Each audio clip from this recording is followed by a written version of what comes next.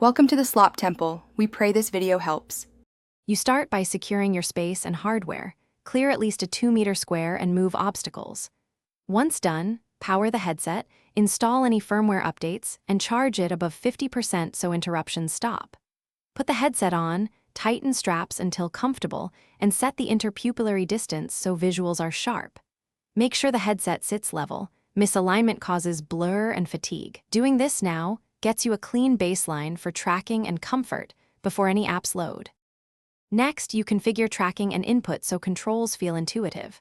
Start the Guardian or Boundary setup and walk the perimeter to map safe limits. This prevents collisions. Pair both controllers, test each button, trigger, and thumbstick, and confirm haptics respond. Calibrate tracking by standing in the center and following the on-screen prompts. This aligns virtual space with your room. Finally, adjust audio and motion comfort settings to reduce nausea. Once done, you'll have responsive controls and reliable spatial awareness for interactions. Now you begin with a low-intensity tutorial to learn locomotion and interaction patterns. This builds muscle memory.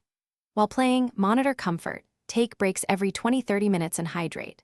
When finished, close apps, remove the headset, wipe lenses with a microfiber cloth, and store it out of direct sunlight.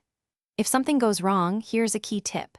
If tracking flickers or controllers drift, recenter immediately, inspect sensors for obstructions, and reboot the headset. That sequence resolves most common tracking failures.